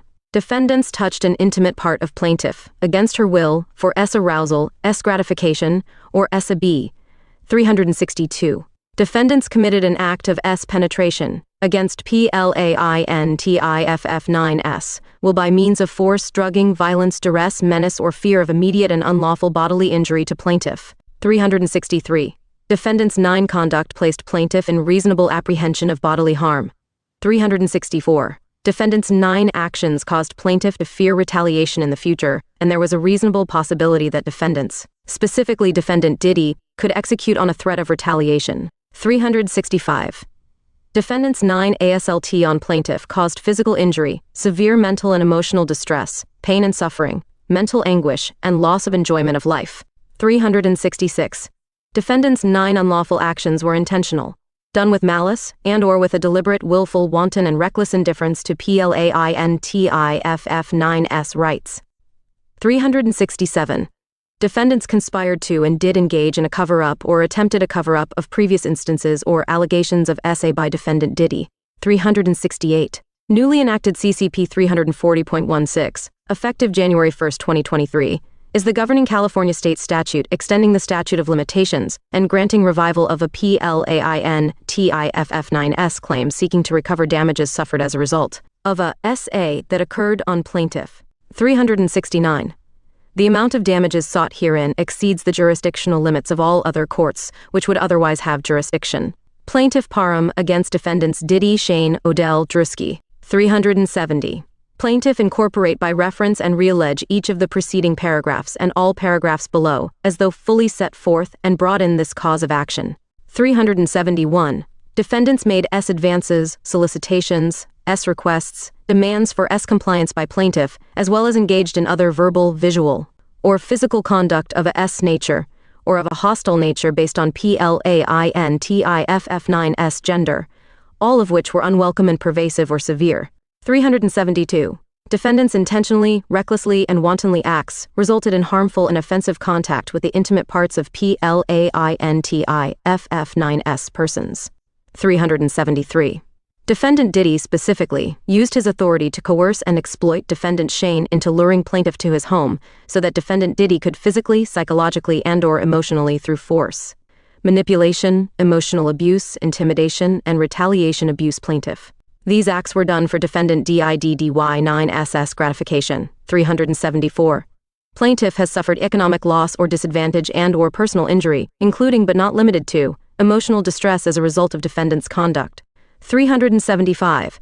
As a result of defendant's unlawful conduct, plaintiff is entitled to actual damages and exemplary damages pursuant to California Civil Code Section 52, Subdivision B, in an amount to be awarded at trial. Sixth cause of action, battery. Plaintiffs against all defendants. 376. Plaintiffs incorporates by reference and realleges each of the preceding paragraphs and all paragraphs below as though fully set forth and brought in this cause of action. 377. Defendants intended to commit and committed acts of unwanted contact with plaintiffs. 378. Defendants Diddy, Shane, Odell, and Drewski committed unwanted contact with plaintiff Parham in a harmful and offensive manner, including but not limited to by inflicting SAB against plaintiff. 379. Among other batteries, defendants KK and Brandy abused plaintiff Parham without her consent and without equality. 380. Defendants Pelletier, Gonzalez, Valdez, Helena, and Jaguar committed unwanted contact with plaintiffs, does in a harmful and offensive manner, including but not limited to by inflicting severe physical abuse against plaintiffs. 381. Defendants Diddy, committed unwanted contact with plaintiff John Doe in a harmful and offensive manner, including but not limited to by inflicting SAB against plaintiff. 382. Defendant Diddy exploited his position and status to intimidate, overwhelm, and subdue plaintiffs. Any objections to his conduct would be met with retaliation not only by plaintiffs, but the other defendants involved. 383. Defendant Diddy abused his position of power and influence over plaintiff Parham and John Doe, who were in no position to reject his advances. 384. Defendant's 9 batteries on plaintiffs caused physical injury, severe mental and emotional distress, pain and suffering, mental anguish, and loss of enjoyment of life. 385. Defendant's 9 unlawful actions were intentional, done with malice, and/or showed a deliberate, willful, wanton, and reckless indifference to plaintiffs' 9 rights. 386. Plaintiffs claim compensatory and punitive damages herein. 387. The amount of damages sought herein exceeds the jurisdictional limits of all other courts which would otherwise have jurisdiction. 7th cause of action ASLT. 388. Plaintiffs incorporates by reference and realleges each of the preceding paragraphs and all paragraphs below, as though fully set forth and brought in this cause of action. 389. Defendants intentionally attempted, threatened, and committed harmful and offensive contacts against plaintiffs, including but not limited to inflicting SAB and physical abuse against plaintiffs. 390. Defendants' 9 conduct placed plaintiffs in reasonable apprehension of bodily harm. 391. Defendants' 9 ASLTs on plaintiffs caused physical injury, severe mental and emotional distress, pain and suffering, mental anguish, and loss of enjoyment of life. 392. Defendants' 9 unlawful actions were intentional, done with malice, and/or showed a deliberate, willful, wanton, and reckless indifference to plaintiffs' 9 rights. 393. Plaintiffs' 9 claims compensatory and punitive damages herein. 394. The amount of damages sought herein exceeds the jurisdictional limits of all other courts which would otherwise have jurisdiction. 8th cause of action negligence. Plaintiff Parham against defendant Shane. 395. Plaintiff incorporate by reference and reallege each of the preceding and all paragraphs below as though fully set forth and brought in this cause of action. 396. Defendant Shane invited plaintiff to his home as a guest. Defendant Shane owed plaintiff a right to expect protection from the other defendants, specifically defendant Diddy, while a guest in his home. 397. As a direct and proximate result of the foregoing negligence, plaintiff was harassed, assaulted, and abused by defendants Diddy, Shane, and Does 1 and 2, causing plaintiff bodily injuries, pain and suffering, mental anguish, and loss of capacity for the enjoyment of life. The losses are either permanent or continuing, and plaintiff will suffer losses in the future. 9th cause of action negligent failure to warn. Plaintiffs against defendants Shane, KK, Pelletier, Gonzalez, Valdez, Odell, Drewski, Jaguar, Helena, Randy Does. 398. Plaintiffs incorporate by reference and reallege each of the preceding and all paragraphs below as though fully set forth and brought in this cause of action. 399. Defendants' conduct created a risk of physical or emotional harm to plaintiffs. 400. Defendants knew and had reason to know that plaintiffs Parham and John Doe were at risk of SA and abuse by defendant Diddy. 401. Despite the knowledge of the danger and the participation in the Diddy SAB and cover-up enterprise, defendants did not alert plaintiffs to the risk of SA, harassment, napping, physical ASLT, RP, and/or other attacks by defendant Diddy. In fact, defendants facilitated and assisted defendant Diddy in his illegal deviant activities and despicable behavior. 402. Defendant Pelletier represented he was lawfully transporting plaintiffs Does for the purpose of outstanding warrants. 403. Defendant Shane specifically represented to plaintiff that she would be safe while a guest in his home and would be free of risk of attack. 404. Defendants had reason to know that plaintiffs would be unaware of the risk of SA, harassment, napping, physical ASLT, RP, and/or other attacks by defendant Diddy and the Diddy SAB and cover-up enterprise. 405. A warning to plaintiffs by any defendant that they were at risk of SA, harassment, napping, physical ASLT, RP, and/or other attacks by defendant Diddy or any other defendant would have reduced the risk of harm to plaintiffs. 406. As a legal and direct result of the aforementioned conduct and omission of defendants, plaintiffs were SA, harassed, napped, physically assaulted, RP, and/or otherwise attacked and robbed of their dignity and personal safety. The depraved attacks on plaintiff caused plaintiff to suffer serious psychological and physical harm from which she may never fully recover. 407. As a direct and legal result of defendants' 9 failure to warn, plaintiff suffered damages, both economic and general, non-economic damages according to proof. 10th cause of action, negligent supervision and retention. Plaintiffs against defendant Diddy. 408. Plaintiffs incorporate by reference and reallege each of the preceding paragraphs and all paragraphs below as though fully set forth and brought in this cause of action. 409. At all times material, defendants were employed by defendant Diddy under the control and authority of defendant Diddy. 410. Defendants were unfit or incompetent and posed a particular risk of harassing, assaulting, and or mentally abusing plaintiff. 411. Defendant Diddy knew or should have known not only that defendants were unfit or incompetent and posed a particular risk of harassing, assaulting, physically and or mentally abusing plaintiffs, but also that this unfitness created a particular risk to plaintiffs. 412. Defendants' 9 unfitness and particular risk to plaintiffs harmed plaintiffs. 413.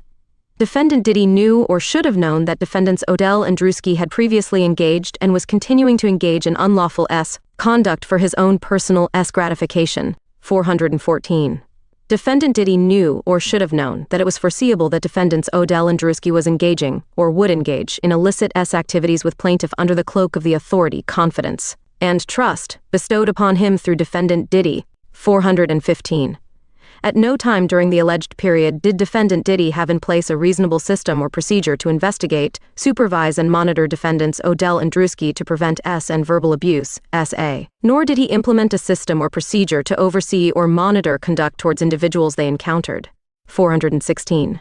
Defendant Diddy conspired to and did breach his duties of care owed to plaintiff, including by turning a blind eye and encouraging known abuses by defendants Odell and Drewski, and the known dangerous conditions of the Diddy's enterprise, and by continuing to expose individuals like plaintiffs Parham and John Doe to these dangers for decades. 417. Even though defendant Diddy knew or should have known of these illicit activities by himself and defendants Odell and Drewski, he failed to use reasonable care in supervising defendants Odell and Drewski and did nothing to reasonably investigate, supervise or monitor defendants Odell and Drewski to ensure the safety of individuals they encountered. 418. Defendant DIDDY9's negligence in supervising and or retaining defendants Odell and Drewski was a substantial factor in causing harm to plaintiff. 419. As a result of the above described conduct, plaintiffs has expended significant costs on therapy and suffered damages including deprivation of income and benefits, loss of employment opportunities, severe physical and emotional distress, pain and suffering, mental anguish, humiliation, loss of enjoyment of life, and damage to her reputation and career. 420. Plaintiffs claim compensatory and punitive damages herein. 421. The amount of damages sought herein exceeds the jurisdictional limits of all other courts which would otherwise have jurisdiction. 11th cause of action, intentional infliction of emotional distress. Plaintiffs against all defendants. 422. Plaintiffs incorporate by reference and reallege each of the preceding paragraphs and all paragraphs below, as though fully set forth and brought in this cause of action. 423. Defendants conspired to and did engage in conduct that was extreme and outrageous and intentionally caused severe emotional distress to plaintiffs. 424. Defendants' 9 conduct exceeded all possible bounds of decency. 425. Defendants acted with the intent and knowledge that plaintiffs suffered emotional distress due to their inexcusable and outrageous conduct. 426. Defendants' 9 conduct caused plaintiffs to suffer physical injury, severe mental and emotional distress, pain and suffering, mental anguish, and loss of enjoyment of life. 427. Defendants' 9 unlawful actions were intentional, done with malice, and or showed a deliberate, willful, wanton, and reckless indifference to plaintiffs' 9 rights. 428. Plaintiffs' 9 claims compensatory and punitive damages herein. 429. The amount of damages sought herein exceeds the jurisdictional limits of all other courts which would otherwise have jurisdiction. 12th cause of action, negligent infliction of emotional distress. Plaintiffs against all defendants. 430. Plaintiffs incorporate by reference and reallege each of the preceding paragraphs and all paragraphs below, as though fully set forth and brought in this cause of action. 431. Defendants were negligent by both conspiring to and each breaching the duty of care they owed to plaintiffs to keep her safe, and by breaching their duty to properly supervise and control defendants within the Diddy S.A. banned cover-up enterprise. 432.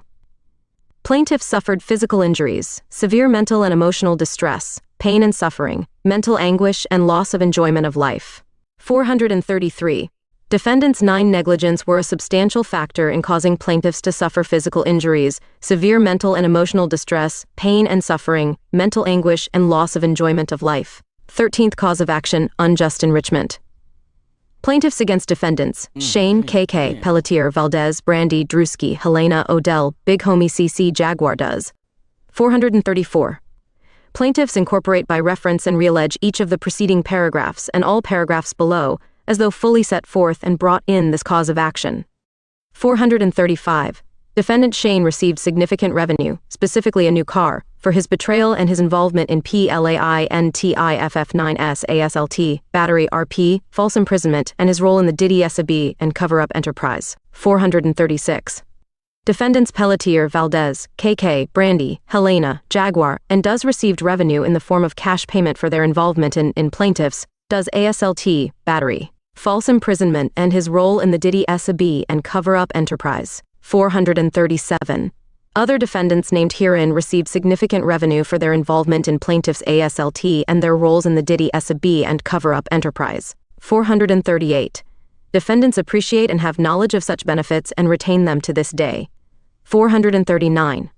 Under principles of equity and good conscience, defendants should not be permitted to retain the profit they received and retained at plaintiff's expense while refusing to provide compensation for the injuries suffered by plaintiffs as a result of their unlawful conduct, including their failure to guard against, educate as to, or otherwise failure to prevent such injuries inflicted on plaintiffs. 440. Under principles of equity and good conscience, defendants should not be permitted to retain the profit they received and retained at plaintiff's expense, while refusing to provide compensation for the injuries suffered by plaintiffs as a result of their unlawful conduct as members of the Diddy S.A.B. and cover-up enterprise. 441. Plaintiffs seek restitution and/or disgorgement of all monies defendants have unjustly received and retained as a result of their unlawful conduct and participation in the Diddy S.A.B. and cover-up enterprise alleged herein. 14th cause of action, aiding and abetting. Plaintiffs against all defendants. 442. Plaintiffs incorporate by reference and reallege each of the preceding paragraphs and all paragraphs below as though fully set forth and brought in this cause of action. 443. Defendants knew that an ASLT Beatties A was being committed and was going to be committed against plaintiffs because of defendants' involvement in the Diddy S.A.B. and cover-up enterprise. 444. Defendants provided drugs to be used to take advantage of plaintiffs without the knowledge or consent of plaintiffs. 445. Defendants knew plaintiffs have been and would be assaulted because of their involvement in the Diddy S.A.B. and cover-up enterprise. Defendants' 9 conduct was a substantial factor in causing harm to plaintiffs. 447. Through the aforementioned acts, defendants caused plaintiffs an imminent apprehension of harmful or offensive contact with an intimate part of plaintiff's 9 body, and offensive contact with plaintiffs resulted. 448. As a result of defendants' conduct, plaintiffs have suffered economic injury. Plaintiffs' 9 general, special, and consequential damages are in an amount to be proven at trial, but in no event is less than the minimum jurisdictional amount of this court. 449.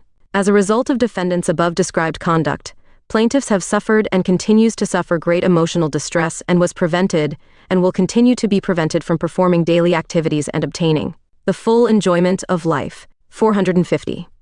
As described in this complaint, the defendant's conduct was done with oppression, fraud, and/or malice, warranting significant damages, including punitive damages. 451.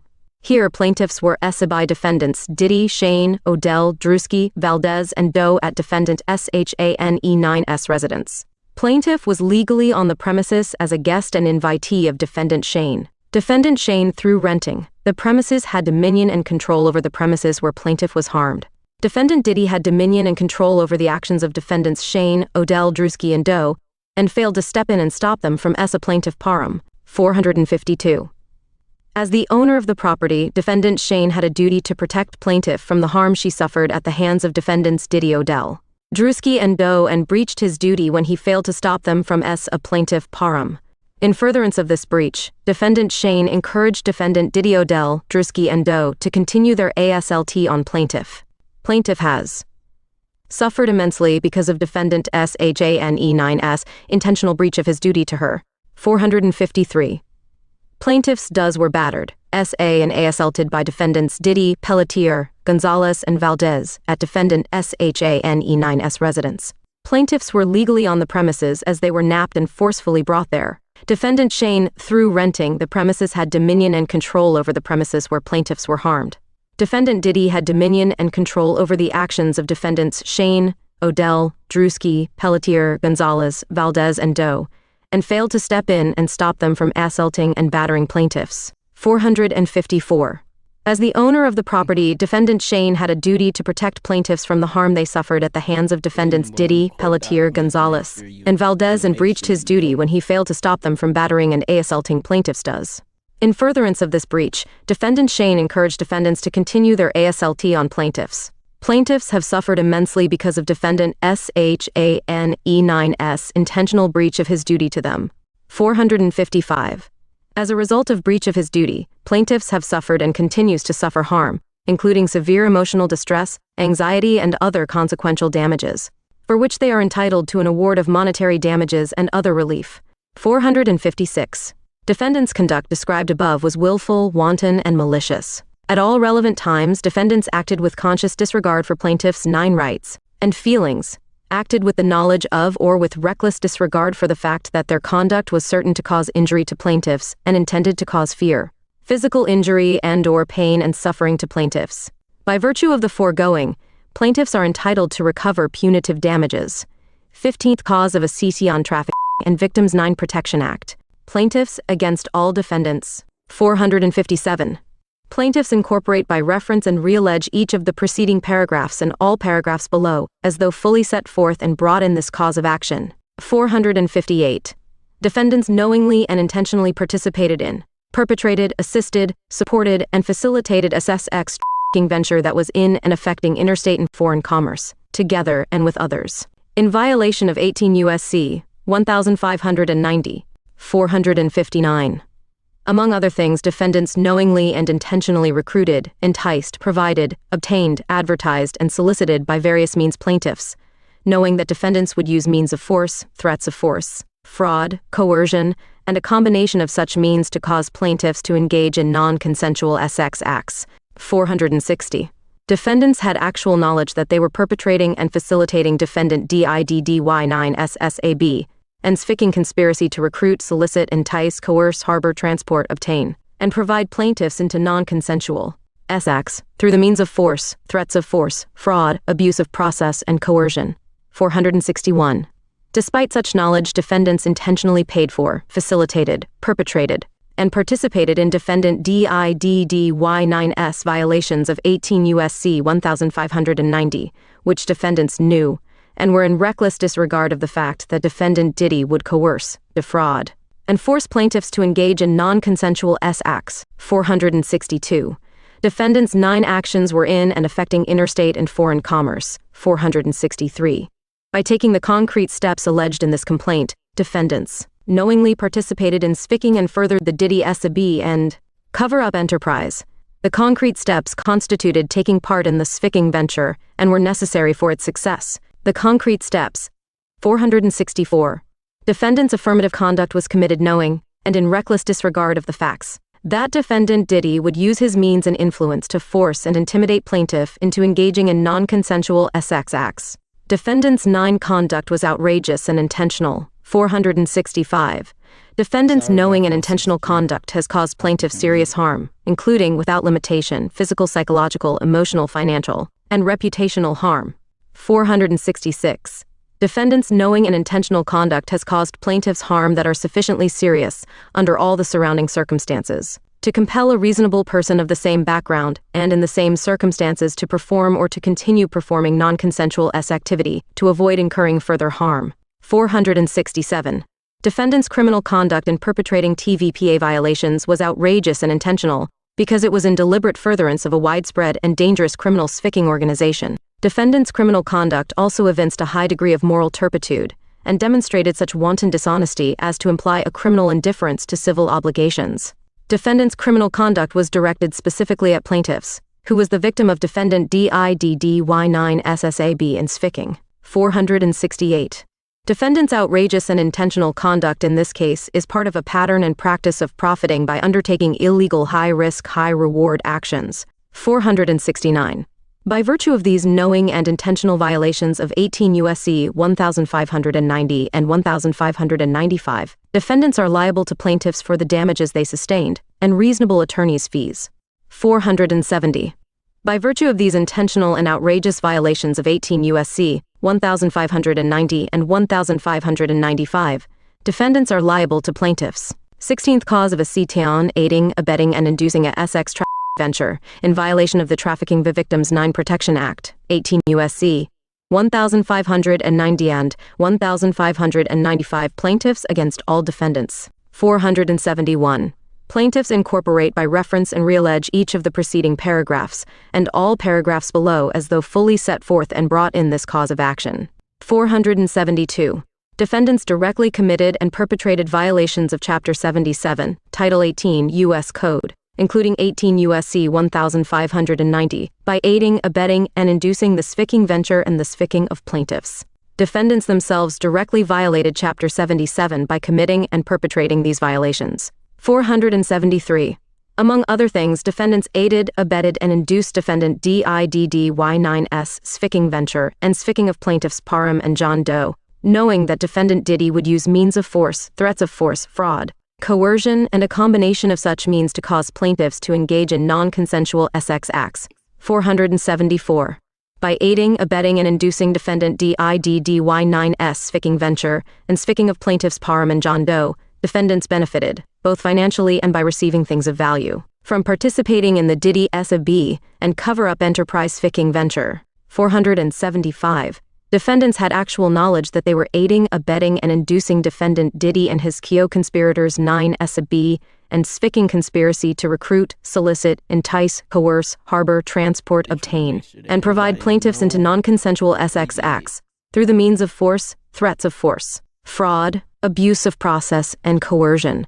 Defendants knew, and should have known, that defendant Diddy had engaged in acts in violation of the TVPA. 476. Defendants' knowing and intentional conduct of aiding, abetting, and inducing defendant Diddy-9's violations have caused plaintiffs serious harm including, without limitation, physical, psychological, emotional, financial, and reputational harm. 477.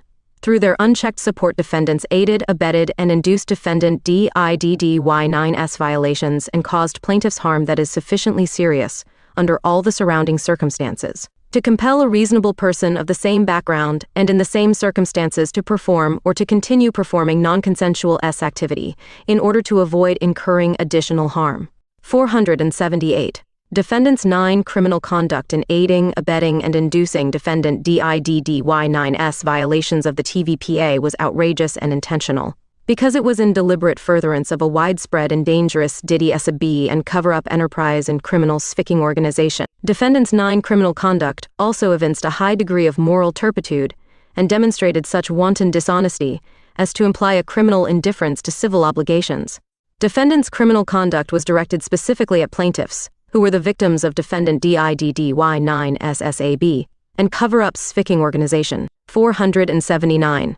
Defendants' outrageous and intentional conduct in this case is part of a pattern and practice of defendants by profiting by undertaking illegal high-risk, high-reward partnerships. 480.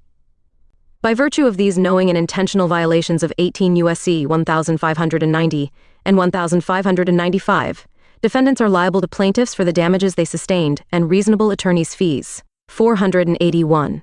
By virtue of these intentional and outrageous violations of 18 U.S.C. 1590 and 1595, defendants are liable to plaintiffs for punitive damages. 17th cause of action knowing beneficiary in a Sficking venture in violation of the Trafficking Victims 9 Protection Act, 18 U.S.C. 1590 and 1595. Plaintiffs against all defendants. 482. Plaintiffs incorporate by reference and reallege each of the preceding paragraphs and all paragraphs below, as though fully set forth and brought in this cause of action. 483. Upon information and belief, defendants knowingly and intentionally benefited, financially and by receiving things of value, from participating in, assisting, supporting, and facilitating an illegal coercive sficking venture that was in and affecting interstate and foreign commerce, together and with others, in violation of 18 U.S.C. 1590, 484. Defendants took many concrete steps to aid and participate in DIDDY9 SSAB and cover-up enterprise ficking venture. Among the concrete steps that defendants took to aid defendant Diddy was providing victims to defendant Diddy, like plaintiffs, as well as security, getaway driver, a private location to engage in his debaucheries and drugs used to weaken plaintiffs' defenses, making this ficking venture possible. 485. Upon information and belief, defendants' roles and actions provided were necessary for defendant Diddy to force plaintiffs to engage in non-consensual sex acts. 486. The financing to the defendants in the Diddy SAB and cover-up enterprise directly formed part of the commercial nature of the SX acts. Defendants thusly actively participated in the recruitment of victims of the venture. 487. Defendants knew or should have known that they were feeding defendant DIDDY9 SS deviancy. 488. Upon information and belief, defendants received financial benefits from defendant Diddy and his ficking venture, most notably a new car for defendant Shane and cash payments to defendants KK, Brandy, Pelletier, Gonzalez, Valdez, Odell, Drewski, and Duz. 489. Defendants knew that it would gain far from routine financial benefits by participating in the Diddy SAB and cover-up enterprise ficking venture. 490. By virtue of these knowing and intentional violations of 18 U.S.C. 1590 and 1595, defendants are liable to plaintiffs for the damages they sustained and reasonable attorneys' 9 fees. 18th cause of action, obstruction of the enforcement of the Victim Protection Act. 18 U.S.C. 1590b, plaintiffs against all defendants. 491. Plaintiffs incorporate by reference and reallege each of the preceding paragraphs and all paragraphs below, as though fully set forth and brought in this cause of action. 492. Defendants knowingly and intentionally obstructed, attempted to obstruct, interfered with, and prevented the enforcement of 18 U.S.C. 1590, all in violation of 18 U.S.C. 1590. This activity is hereinafter referred to collectively simply as obstruction. 493. Upon information and belief, defendants' obstruction of the enforcement of 18 U.S.C. 1590 was forbidden by 18 U.S.C. 1590, thereby violating Chapter 77, Title 18. Defendants' 9 obstruction described here and in the preceding paragraph directly, proximately, and foreseeably harmed plaintiffs, directly resulting in plaintiffs being forced against their will to engage in non-consensual SX acts. 494. Upon information and belief, defendant Diddy has a well-documented history of criminal investigations. Defendants were on notice of defendant DIDDY9's proclivity to criminal activity. They knew or should have known that defendant DIDDY9 SSAB and cover-up enterprise ficking operation would or could result in a criminal investigation by state and federal prosecutors for violating, among other laws, the TVPA. Defendants should have taken a key from the federal prosecutor's arrest and prosecution of Jeffrey Epstein. The U.S. TORNEY9's Office for the Southern District of New York indicted Epstein and unnamed associates for violating the TVPA. Later, the same office indicted Epstein's conspirator Ghislaine Maxwell for conspiracy to entice minor victims to travel to be abused by Epstein. All named defendants in this matter engaged in the same activities as Mr. Epstein and Miss Maxwell. In fact, defendants may have done worse. 495. Upon information and belief by concealing their actions thereafter, defendants obstructed, interfered with, and prevented the state and federal government enforcement of the TVPA against defendant Diddy to the extent that the federal government was able to ultimately charge defendant Diddy with TVPA violations. The filing of those charges was delayed by defendants' actions. Because of that delay, plaintiffs were forced to engage in non-consensual SX acts. 496. One example of how defendants obstructed, attempted to obstruct, interfered with, and prevented state and federal government-9's enforcement of the TVPA. Defendants provided resources to defendant Diddy, like security, victims, drugs, getaway driver and false LIBI-9s, so that the forced S acts would escape the detection of state and federal law enforcement and prosecuting agencies. Defendants provided these resources to further the Diddy SAB and cover up enterprise ficking venture with the purpose of helping defendant Diddy and the other defendants in evading criminal liability for violating the TVPA. By providing this type of support to defendant Diddy, defendants intended and knew that defendant DIDDY9's depraved and egregiously forced S acts would 497 escape the detection of law enforcement and prosecuting agencies for some period of time. 498. Defendant's support furthered the Diddy SAB and cover up enterprise ficking venture with the purpose of helping defendant Diddy evade criminal liability for violating the TVPA. 499. Upon information and belief, defendant's obstruction, attempted obstruction, interference with, and prevention of the enforcement of the TVPA were all done intentionally and knowingly. For example, defendants knew that defendant Diddy was high risk for, specifically, high risk to violate the TVPA through continuing criminal ficking activities due to his proximity to criminal activity as far back as 1991. 500. Upon information and belief, defendants were aware and participated and engaged in witness intimidation and bribery to escape criminal liability, including offering plaintiff money to say that the SAB and RP she suffered was consensual and for plaintiff to say she was a SX worker. Defendants were fully aware that there were public allegations that defendant DIDDY9's illegal conduct made through complaints in previous lawsuits. Defendants concealed information from the federal government in an intentional attempt to obstruct, in many ways interfered with, and prevented the enforcement of the TVPA by investigators and prosecuting agencies. 501. Upon information and belief, defendant's relationship with defendant Diddy went far beyond a normal and lawful partnership, relationship, and friendship. Defendants knew, and intended, that its relationship with defendant Diddy would go far beyond a normal relationship. Defendants knew that its decision to go beyond a normal employment and personal relationships with defendant Diddy obstructed the ability of law enforcement and prosecuting agencies to enforce the TVPA. 502. Upon information and belief, defendants' obstruction of the GOVERNMENT9's TVPA and other law enforcement efforts was intentional and willful and, therefore, defendants intentionally and willfully caused defendant DIDDY9's commission of the forcible SX acts with plaintiffs through its obstruction supporting the concealment of the Diddy SAB and cover-up enterprise ficking venture. Defendants knew that defendant Diddy would use means of force, threats of force fraud, coercion, and a combination of such means to cause plaintiff to engage in non-consensual S acts. 503. Upon information and belief, defendants knew, acted in reckless disregard of the fact, and should have known, that its obstruction in violation of 18 U.S.C. 1590b would directly and proximately lead to unlawful and forceful S acts by defendant Diddy with individuals like plaintiffs. 504. Upon information and belief, defendant's obstruction has caused plaintiffs serious harm, including, without limitation, physical, psychological, financial, and reputational harm. That harm was directly and proximately caused by the obstruction, and the harm resulting from obstruction was foreseeable. 505. Upon information and belief, defendant's obstruction has caused plaintiffs harm that is sufficiently serious, under all the surrounding circumstances, to compel a reasonable person of the same background, and in the same circumstances to perform or to continue performing S activity to avoid incurring further harm. 506. Upon information and belief, defendant's criminal conduct in obstructing enforcement of the TVPA was outrageous and intentional, because it was in deliberate furtherance of a widespread and dangerous criminal ficking organization. 507.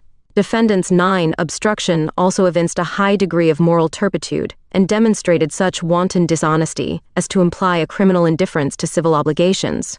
Defendant's 9 actions were directed specifically at plaintiffs who were the victims of the Diddy SAB and cover-up enterprise ficking organization. 508.